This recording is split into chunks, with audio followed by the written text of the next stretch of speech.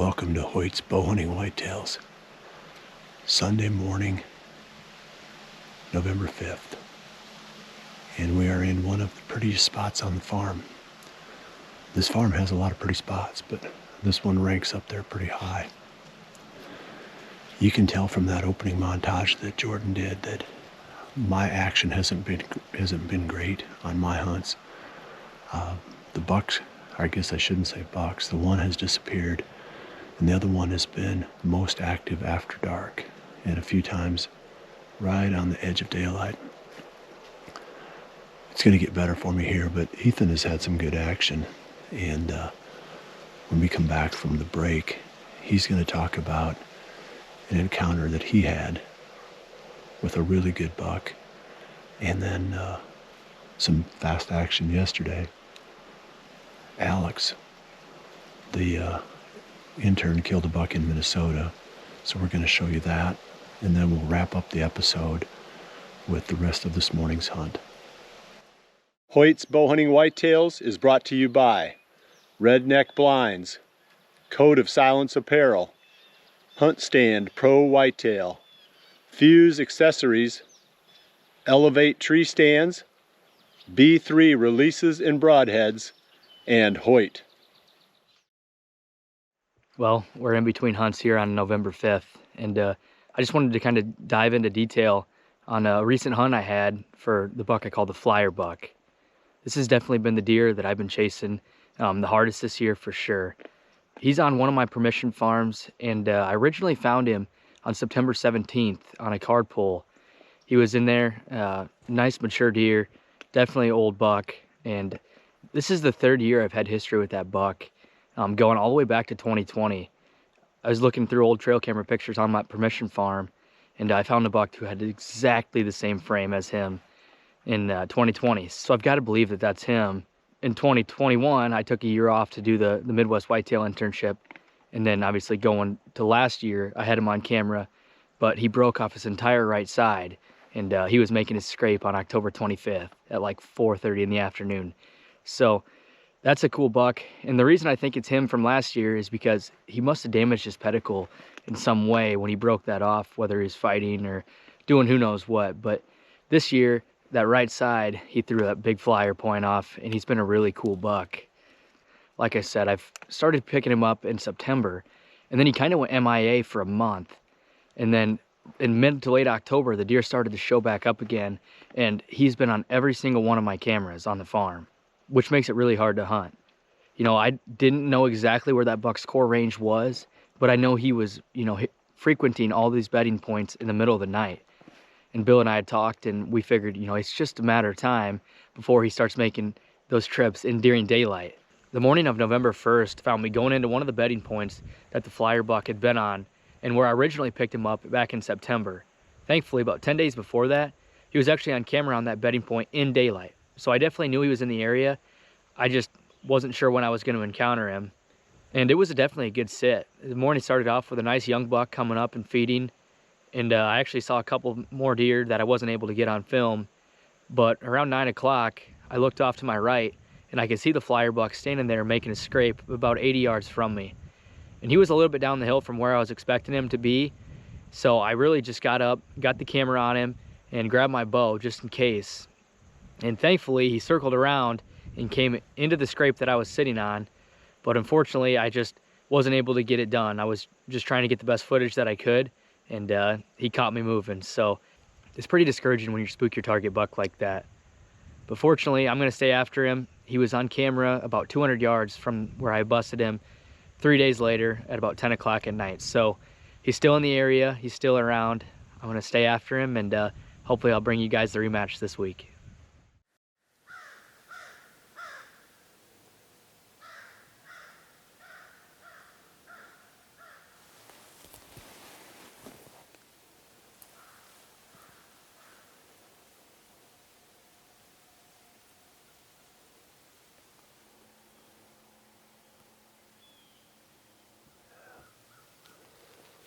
First one's a spike. Yep. They're both spikes. Spike crowd is on. Yeah.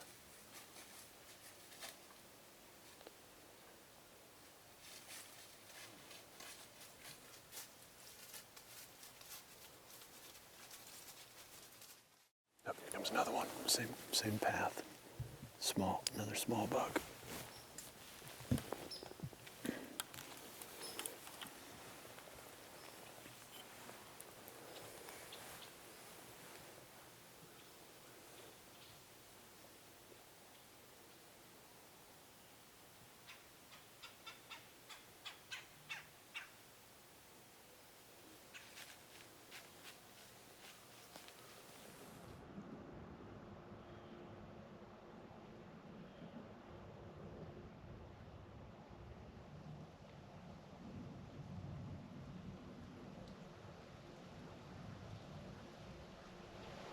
It's a little after 10, and we're going to wrap it up for this morning and come back to the spot early in the afternoon. We have some editing that we need to do back at the buildings and get that out of the way, and we'll be back in here. This stand only sets up for a certain wind. We're not going to have a bunch of that in the forecast, so we need to spend as much time here right now as we can. And then, unfortunately, I probably won't be able to hunt this a whole bunch during the next several days. We'll see you back here again in a couple of hours.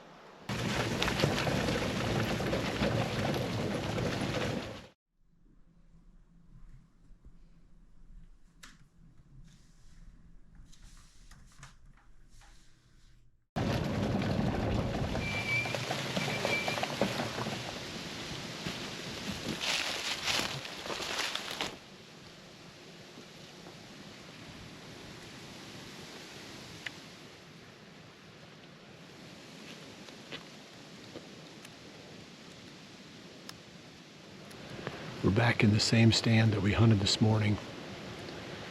The wind has picked up just a little bit, and it's a little bit warmer, but it's not too bad. I don't think it's too warm for the deer to move. While we're getting settled in here, let's join Alex Rewa. He's an intern here this year on his hunt in Minnesota.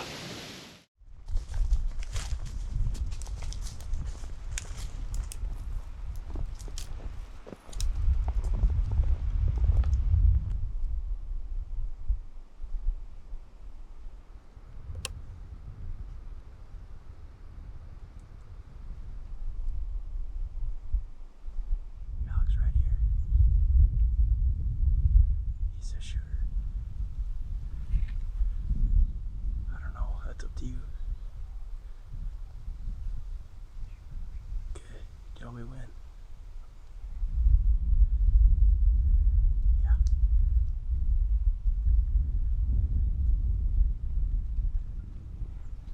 Meh, meh, meh, meh.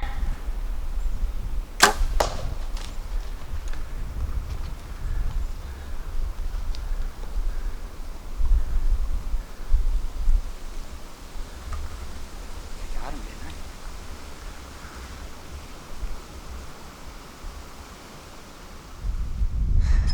It's 3:45 on Halloween. And as you see, I just shot a buck. And we haven't been in the tree 2 minutes. And all of a sudden a doe come running in and there's a buck behind her. And we can't tell on this little screen where the hit is. But he took off like he did a little mule kick.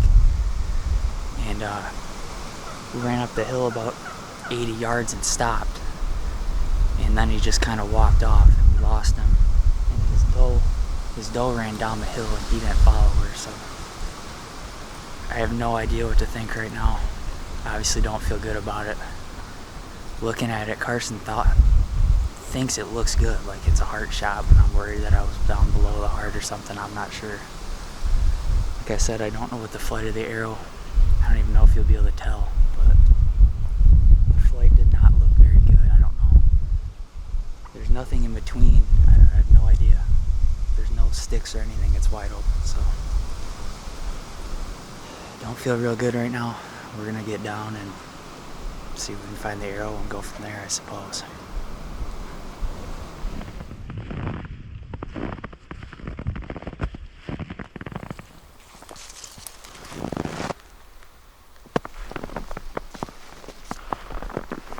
Followed blood, probably 150-ish yards. feeling kind of sick about the whole thing. Everything. I mean, that's exactly what we've been, working all season for. Right there is that opportunity. Bow hunting's a game of inches. 2 inches left, 2 inches higher. It all, we could be hooting and hollering and high-fiving right now, but it is what it is, and it's part of the game, so we're going to just play it out and do our best to recover them.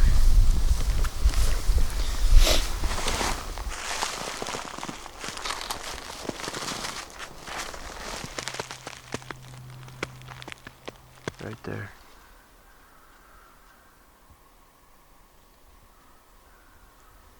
Well, we got him. Unfortunately, we weren't the first ones to him. He went probably 350 to 400 yards. I haven't looked exactly, we tracked it, but came up to him and he bedded, I think, 3 times before here, and the whole way following his track there was coyote tracks. I'm guessing they found him sometime this morning. It's a unfortunate reality of deer hunting, of bow hunting. That shot is a couple inches different and that deer dies on camera. But I guess the good part of the story is how hard Carson and I worked over this whole last month and a half here. The season opened September 16th, and the hours driving and the miles on the boots is definitely more than I've ever put in a hunting season, and just hunting one property, and it took us so long to figure this place out. We probably had 10 or so hunts without seeing a deer, and we finally were starting to figure them out here in this end of October, and we ended up seeing, I think, 8 different shooter bucks from the same stand. And I believe this is the deer that we saw the first night that we saw that chasing. I believe it was October 28th. And finally figured it out, just too little too late, but who knows, it might have just been heating up now. Today's Wednesday, November 1st, and the gun season opens on Saturday here, so last night might have been our last hunt regardless. So it took us that long to really figure it out and finally get a crack at a shooter buck, but that's going to put a wrap on our Minnesota season. It's November 1st. The rut's just getting swinging, and hopefully these boys and Jordan, if her shoulder ever gets better, can get after the bucks, and I know it's going to be a lot of fun the rest of the way. So thanks for watching and following along, and we'll see you sometime in the stand here in the next couple days behind the camera. It was good to see Alex get that buck. I know that he and Carson had worked really hard getting into position. He was hunting on public and on some private land that bordered it. That was the first deer that Alex has ever shot out of state. So that also was a pretty good accomplishment. So now let's recap the action that I've had so far this afternoon. We could go through the squirrel count, I guess, but it's been really slow. We've got about an hour left, and I'll come back with one more update before this evening's over. We've been wearing this Code of Silence apparel for the past 2 seasons now, and it is so impressive how well that blends. I don't think I've seen a camouflage pattern that blends against oak as well as this stuff does. Any gray bark tree, I like the texture of it. It does a really nice job. So my friend Ev Terrell designed this stuff. So good job, Ev. We're proud of you. Keep up the good work.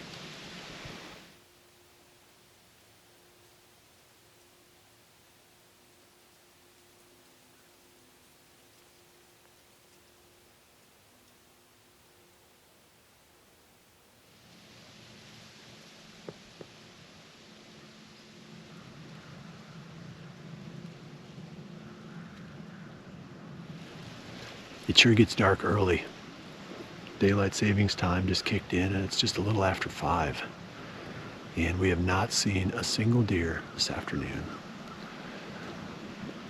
Don't really know what the plan is. I know that buck that I'm hunting lives around here, but he covers a lot of ground. So I guess I just keep pecking away at it, try to hunt as smart as I can, and hope that our paths cross. Speaking of paths crossing, Ethan has got deer in mind that he would like to cross paths with again. So do you think that deer is killable now? I mean, what's the latest status of him? I know you've been looking at camera photos. Mm-hmm. Yeah, I mean, he's still on every single camera on the farm, so it's just going to be a matter of being in the right place at the right time and executing this time. How big is that farm? 340 acres. So it's quite a bit of ground. Yeah, and it's big country too, so Yeah. he can cover a lot of ground, and it's pretty thick. It's pretty thick in there, so he could be right over the knoll and you wouldn't see him. So it's kind of like here. I mean, you got one deer, kind of like a needle in a haystack. Yep, that's right. So How much daylight movement are you getting? from that buck in general, Yeah.